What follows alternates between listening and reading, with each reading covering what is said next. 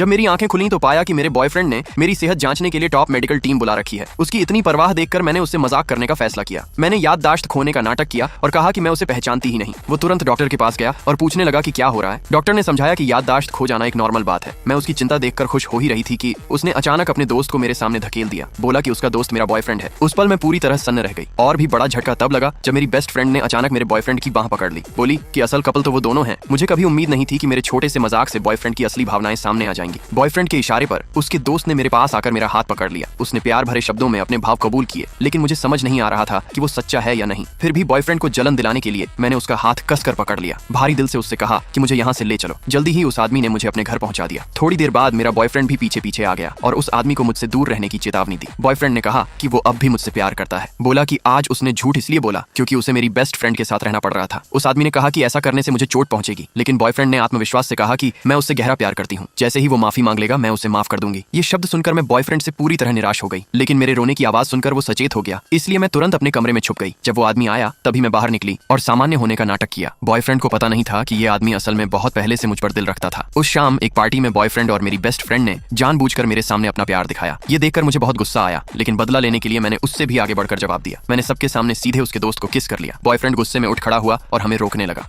अंदर से मैं बहुत खुश थी। ये वही नतीजा है जो तुम चाहते थे ना। लेकिन उसे जरा भी पछतावा नहीं हुआ, बल्कि वो मेरे माफी मांगने का इंतजार कर रहा था। इसलिए उसने सीधे मेरी बेस्ट फ्रेंड को पिछवाड़े आतिशबाजी के लिए ले गया। उसे लगा इससे मैं हार मान लूंगी, लेकिन इस बार मैं पीछे नहीं हटने वाली थी। इसलिए मैंने कड़वाहट भरे स्वर में कहा कि उनका प्यार कितना रोमांटिक है। बॉयफ्रेंड ने तुरंत शर्म से सिर झुका लिया। मेरी बेस्ट फ्रेंड ने घमंड से कहा कि वो हर साल उसके लिए सरप्राइज तैयार करता है। तभी मुझे समझ आया कि बॉयफ्रेंड ने बहुत पहले ही मेरे साथ धोखा किया हुआ है। बेस्ट फ्रेंड ने मुझे अपना फोन थमाया और दोनों की फोटो यादगार के तौर पर खींचने को कहा। मेरा दिल बुरी तरह दर्द करने लगा। तभी बॉयफ्रेंड का दोस्त वहां आया, फोन फेंक दिया और सबके सामने मुझसे प्रपोज कर दिया। अगर आप पार्ट 2 देखना चाहते हैं तो ये इमोजी कमेंट करें।